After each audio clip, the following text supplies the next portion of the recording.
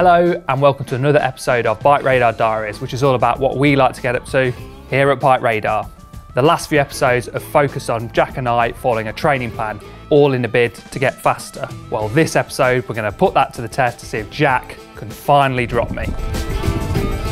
Yes, I've been riding with Joe for quite some years now, and as a self-confessed full recovery cyclist, and Joe being a far better amateur racer than I, he normally gets the better of me in any terrain.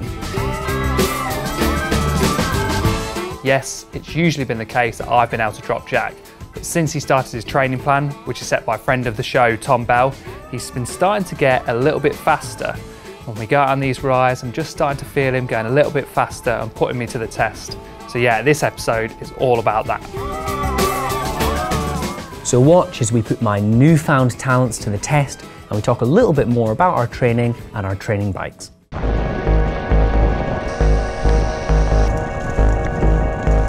We're out for a training ride. Sun's out for the first time this year, I think, but what training road bike are you on? Yes, today I'm on a perfectly reasonable Argon 18 Galleon Pro fitted with Envy wheels and Rotor's 1x13 hydraulic group set.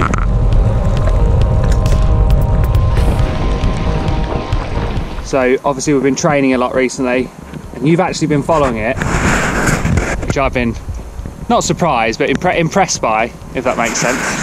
And you've been getting pretty quick, and I think today might be the first day you might be able to drop me. I think that's hopefully going to be the case. I mean, despite Joe's great physical prowess, I am on a much more appropriate bike for the upcoming section. It's a very long, flat course around a lake.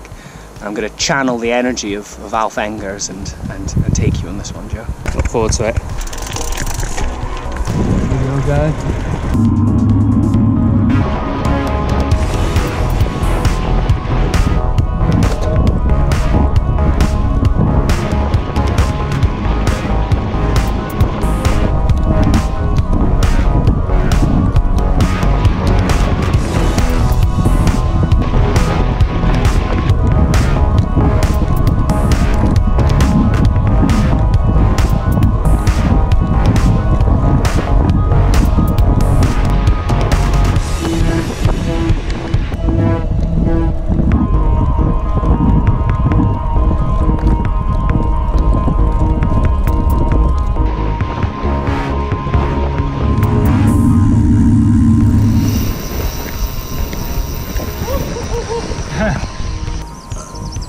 How's that? It was every bit as unpleasant as I expected. I was devastated. Joe was on my wheel for much longer than I was hoping. So I was really hoping I was going to just kill him, but no. You really got me on those like short, sharp rides, having to sprint up there. Then we're going really fast at one point, so I could recover on your wheel a bit, but you're definitely a lot quicker than you were even like 3 weeks ago. There's a big difference in your power and like how long you can sustain it. So you're getting fast.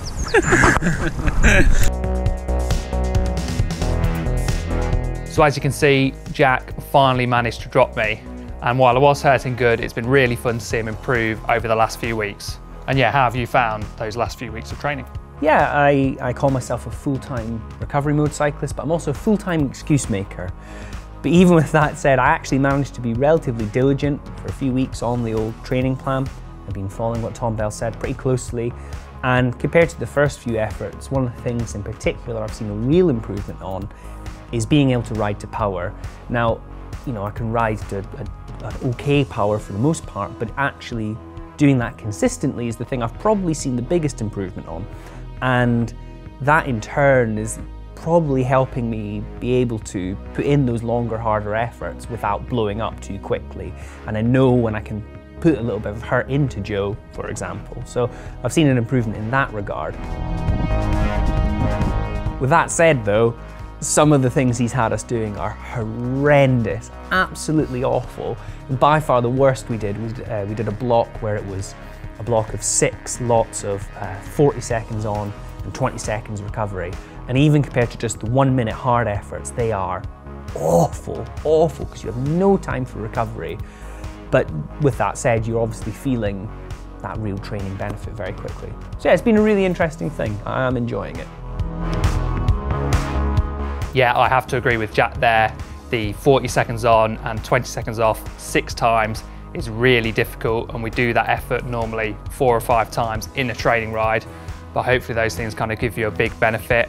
I've done a lot more training than Jack over the last nearly 10 years now, so I'm a bit more used to those kind of efforts, but even I've seen some improvement over the last few weeks doing a few different things that Tom's been setting us. So despite this, I feel like I have improved a little bit, and we'll be going over that in a later episode. So now onto our bikes, and one question that we're always asked, and it is a fair one, is about Joe's bike. Now, Joe rides a mountain bike on the road for the most part, and do you want to explain to our darling commenters why you choose to ride a mountain bike? Yes, well, the main reason is that at the minute I don't have a road bike to ride. So the mountain bike is a bike I choose, but normally in the summer and in the kind of spring months, even if I do have a road bike, I still like to ride the mountain bike. Number one, it's very comfortable.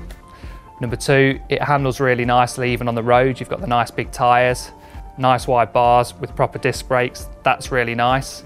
Obviously, I am going slower up the climb, so I'm not getting any KOMs.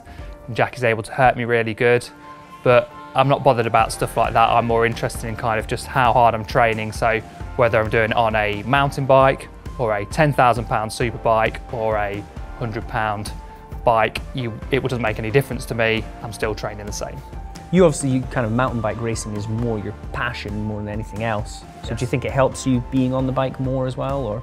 Yeah, that's another thing I haven't mentioned is obviously during the summer months I'm doing a lot more mountain bike racing, so I just like riding the mountain bike. Quite often mountain bikes have a slightly longer crank length, so my mountain bike has 175, whereas I'd ride a 172.5 crank on a road bike.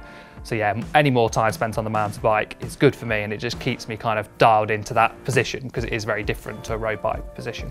You're such a well-oiled and well-engineered machine. That 2.5 mil makes all the difference in the world. Yeah, and as Jack will know, I'm a real creature of habit, and anything just to simplify my life and just have one bike to ride for all of the summer months, that's all good by me.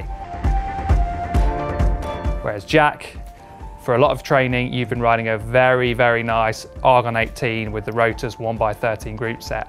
How have you found riding probably one of the nicest bikes in the world at the minute? Yeah, I have to say, I've been riding my All City for months now. I love that bike, it's great. But getting onto that Argon 18, which was fitted with that Rotor 1x13 group set, and we've got a full review of that in another video. You check the link in the description. It was spectacular. It's such a nice bike. You know, lightweight Envy wheels, kind of mid-depth, super lightweight carbon frame. It felt like a rocket in comparison to the All City. And in terms of motivation and performance, it was a big step up compared to getting back on the All City. It also coincided quite nicely with some good weather, so I felt almost as if it was the summer months, and it made the training just that little bit better. Yeah, as soon as Jack got on that bike, our training rides picked up by at least a mile an hour, because I think you were just very motivated because you're riding such a nice bike. But the Argon 18 has gone back home to Rotor, hasn't it? Yes, I was very, very sad to see the back of that bike. I really, really enjoyed riding it. And getting back on the All City feels like riding a wet baguette in comparison, though I love it all the same. So that's another episode done. We're booked in to go and do another VO2 max and lactate threshold test at the University of Bath, and I'm not looking forward to it. So you're going to see that in an upcoming episode soon. In the meantime, if you've got any questions or comments, something like, how do I grow a great neck beard?